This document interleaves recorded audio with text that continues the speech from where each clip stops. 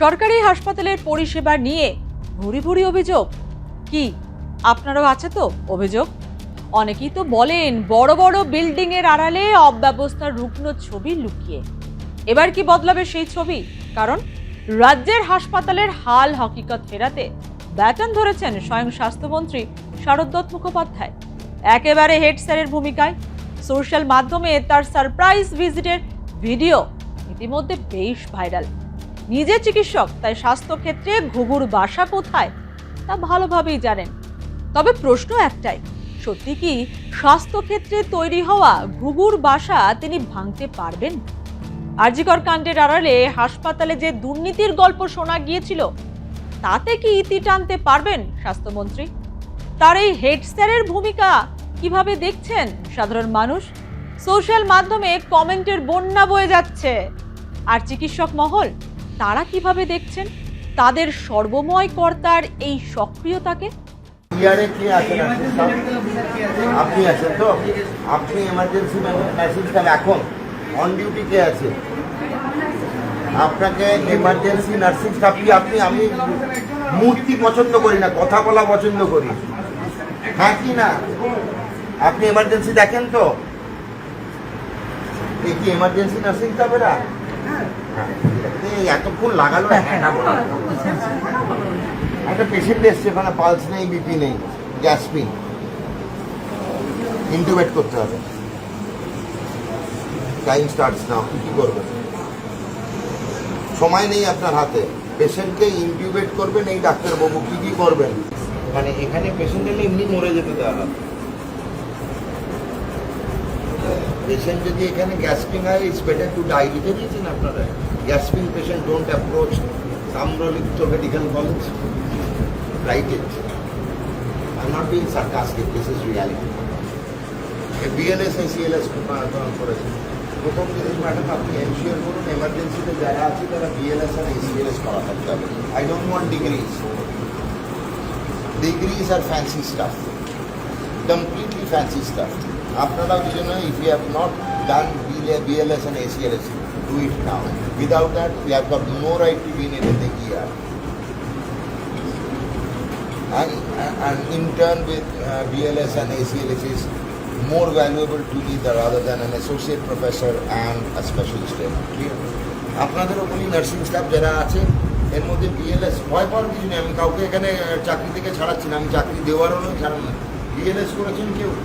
আর তুলুন কারা BLS করেছেন? নেই। ACLSও করেননি। আপনি বলেছেন আমাকে BLS আর ACLS করেছেন, ঘটনা সত্যি একজনই খালি করেছে। হাতে ডায়েরি আর পেন, কখনো শর্ট প্যান্ট, কখনো পাঞ্জাবি পাজামা পরে গাড়ি হাঁকিয়ে হাসপাতালে হাজির স্বাস্থ্যমন্ত্রী।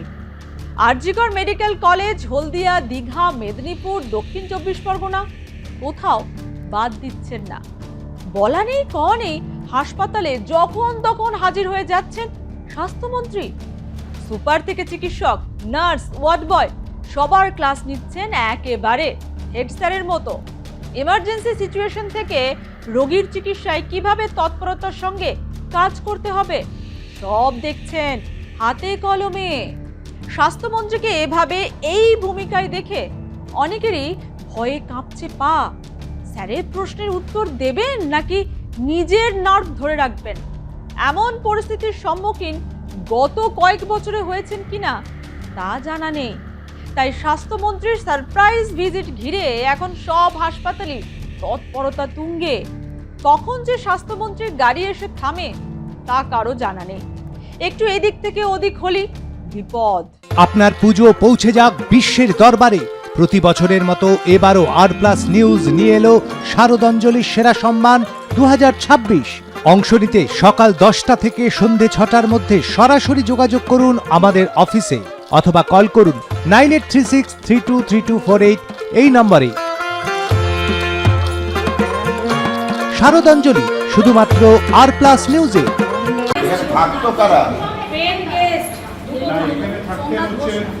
এখানে থাকতো হচ্ছে অন্য নন মেডিকেল সুপার। হ্যাঁ, অ্যাসিস্ট্যান্ট সুপার নন মেডিকেল। কতদিন ধরে এখানে আছে?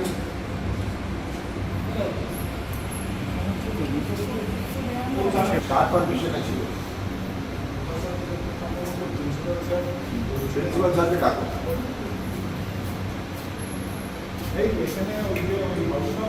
আমার সামনে বল করুন, স্পিকার ফোন অন করে দিন আমার সামনে। ও স্যার এখন আর কেউ থাকে না। সেটা আমি দেখতে পাচ্ছি। এটা শনিবার ম্যাডাম এসে বারণ করেছেন, লোকাল এমএলএ বারণ করেছেন।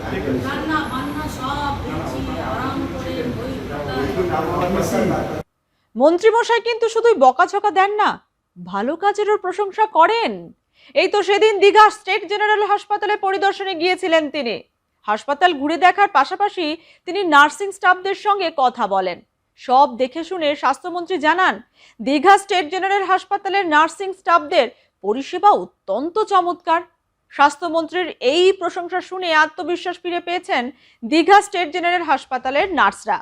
নার্সিং স্টাফ যারা আছেন তাদের সার্ভিস খুবই ভালো, এবং তাদেরকে আমি বিভিন্ন প্রশ্নও করেছি যে কখন এই হলে কি করবেন। যেমন যারা আমাদের প্রসূতি মা, তাদের ব্লাড প্রেশার যদি বাড়ে তাহলে তার কি হয়, তখন থেকে এক্ল্যাম্পসিয়া হয়, পুরো ম্যানেজমেন্ট তারা বলতে পেরেছে। আজকালকার দিনে ওটা ডাক্তারদের হাত থেকে সরে যাচ্ছে ধীরে ধীরে অ্যান্টিনেটাল কেয়ার।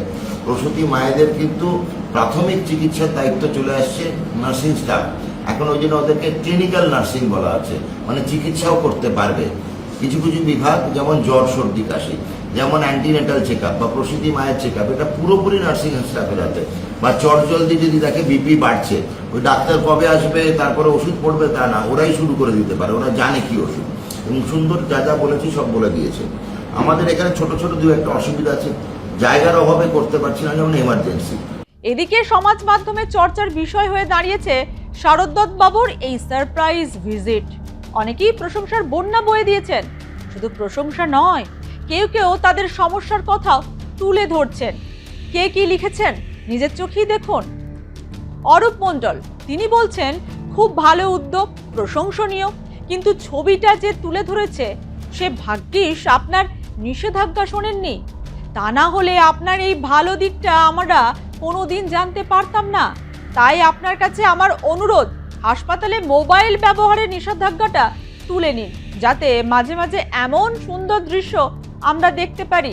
পাশাপাশি হাসপাতালে খারাপ ঘটলে আপনি ব্যবস্থা নিতে পারেন। প্রশান্ত মজুমদার কি লিখছেন, আমার কৃতজ্ঞতা প্রকাশ করছি। বাংলা একটা মানবিক মানুষ পেয়েছে যে ডাক্তারিটাও বেশ ভালো জানে। ভিজিট করুন, হাসপাতালের ডাক্তারের মান যাচাই করুন। শ্রীরূপা ভুনিয়া লিখছেন, স্যার আমরা খুব খুশি এবং আপ্লুত আপনাকে স্বাস্থ্যমন্ত্রী পেয়ে। স্যার আমাদের একটা অনুরোধ, হাসপাতালের পরিকাঠামো এবং ব্যবস্থাপনার সঙ্গে সঙ্গে আমরা যারা ফিল্ড লেভেলের কাজ করছি তাদের নিরাপত্তা ও কর্মক্ষেত্রে কাজ করার পরিষেবা যাতে ভালো হয় এবং সুরক্ষিত হয় সেটা একটু দেখবেন। কৃষ্ণা সাহা তিনি লিখছেন, স্যার আপনি হলেন আমাদের কাছে ভগবান। স্যার যতদিন পর্যন্ত সারা পশ্চিমবঙ্গে উন্নত মানের চিকিৎসা ঘরে ঘরে পৌঁছাচ্ছে ততদিন পর্যন্ত আপনি চেষ্টা চালিয়ে যান। সিদ্ধার্থ পাত্র লিখেছেন, দেখিনি বিধানচন্দ্র রায়কে, যেটুকু জানি তাতে আপনাকে দেখে ওনার প্রতিচ্ছবি দেখতে পাচ্ছি। স্বপন পণ্ডা কি লিখেছেন, মাননীয় মন্ত্রী মহোদয় আপনি একদিন আসুন পশ্চিম মেদিনীপুর দাঁতন 1 নম্বর ব্লক দাঁতন হাসপাতাল প্রাথমিক চিকিৎসা কেন্দ্রের অবস্থা খুব ভালো নেই, শুধু রেফার। কি রে তোর বেশ র্যাশ হয়েছে দেখছি। হ্যাঁ রে, কি করবো বলতো, র্যাশগুলো কিছুতেই কমছে না। অনেক কিছু ইউজ করলাম তবুও কমছে না। তুই এম্বার গৌরীদেবী হসপিটালসে দেখাতে পারিস, ওখানে ভালো এক্সপিরিয়েন্স ডার্মাটোলজিস্ট আছে। গৌরী দেবী হসপিটাল, রাজবাঁধ, দুর্গাপুর। যোগাযোগ 8001003333, 8001113333। অতএব স্বাস্থ্যমন্ত্রী শারদ মুখোপাধ্যায়ের পেজে সারপ্রাইজ ভিজিটের ভিডিও শেয়ার হতেই এভাবেই কমেন্টের বন্যা বয়ে যাচ্ছে। আবার অন্যদিকে চিকিৎসক কুলেও শোরগোল শুরু হয়েছে। যেভাবে মিডিয়ার মাধ্যমে সর্বসমক্ষে বকাঝকার ভিডিও প্রকাশ হচ্ছে, তাতে করে স্বাস্থ্যক্ষেত্রের সঙ্গে যুক্তদের সম্মানহানি হচ্ছে বলে মনে করছেন একাংশ। সমাজ মাধ্যমে সেই বার্তা ফুটে উঠেছে। এক চিকিৎসক স্বাস্থ্যমন্ত্রীর কাছে বার্তা তুলে ধরতে ফেসবুক পেজে লিখেছেন, মাননীয় স্বাস্থ্যমন্ত্রী আপনি স্বাস্থ্যকর্মীদের পরীক্ষা নিন, কিন্তু মিডিয়ার সামনে নয়। এতে আপনার জনপ্রিয়তা বাড়তে পারে, কিন্তু ওনাদের ভাঙা মনোবল আরো ভেঙে যাবে। তবে যে যাই বলুন, নতুন স্বাস্থ্যমন্ত্রীর এই তৎপরতায় কিন্তু গতি এসেছে স্বাস্থ্যক্ষেত্রে। স্বাস্থ্যের মান উন্নতি করতে নানা ব্যবস্থা নেওয়া হচ্ছে। যেমন এবার থেকে বাংলা জুড়ে প্রসূতি ওয়ার্ডে শয়ে শয়ে ব্রেস্ট ফিডিং কর্নার তৈরি করবে স্বাস্থ্য দপ্তর। ভবিষ্যতে আরো গুরুত্বপূর্ণ পদক্ষেপ নেওয়া হচ্ছে বলে জানা গেছে। অন্যদিকে স্বাস্থ্য ভবনের রিসিভিং সেকশনে পরিদর্শনে গিয়ে একটি গুরুত্বপূর্ণ বার্তা দিয়েছেন স্বাস্থ্যমন্ত্রী। সেখানে গিয়ে তিনি দেখেন ঘরের কোণে স্তূপাকৃতি চিঠি ও আবেদনপত্র, যা কেউ খুলেই দেখেননি। 2016-18 সালের চিঠিও খোলা হয়নি। এই সমস্ত চিঠি খোলা ও তার উত্তর দেওয়ার নির্দেশ দিয়েছেন স্বাস্থ্যমন্ত্রী। এখন দেখার স্বাস্থ্যমন্ত্রীর এই উদ্যোগ ও তৎপরতায় কতটা খোল নলচে বদলে দিতে পারে স্বাস্থ্য পরিষেবাকে। স্বাস্থ্যমন্ত্রীকে সিস্টেমের বদল আনতে হবে, সেটা কতটা সম্ভব তা আগামী দিনে বোঝা যাবে। আপাতত এই কথাটা বলাই যায়, স্বাস্থ্যমন্ত্রীর এই সারপ্রাইজ ভিজিট সোশ্যাল মাধ্যমে বেশ ঝড় তুলেছে। আপনারা কি বলেন আমাদের কমেন্ট করে জানান। দিন সন্ধে আপনার ড্রয়িং রুমে কি শুধুই চিৎকার চেঁচামেচি হয়ে আসে? বিতর্কের নামে চলে গালাগালি আর কাদা ছোড়াছুড়ি। এবার সময় পরিবর্তনের, কারণ আমরা কান ফাটানো চিৎকারে বিশ্বাস করি না। আমরা বিশ্বাস করি খবরের সত্যতায়। আমরা কোনো পক্ষের হয়ে গলা ফাটাই না, আমরা সাধারণ মানুষের হয়ে প্রশ্ন তুলি। চিৎকার নয়, শুধু খবর হবে যেখানে বিতর্ক আছে কিন্তু কুৎসিত ঝগড়া নেই। সঠিক তথ্য, বিশ্বস্ত খবর। নজর রাখুন আর প্লাস নিউজে।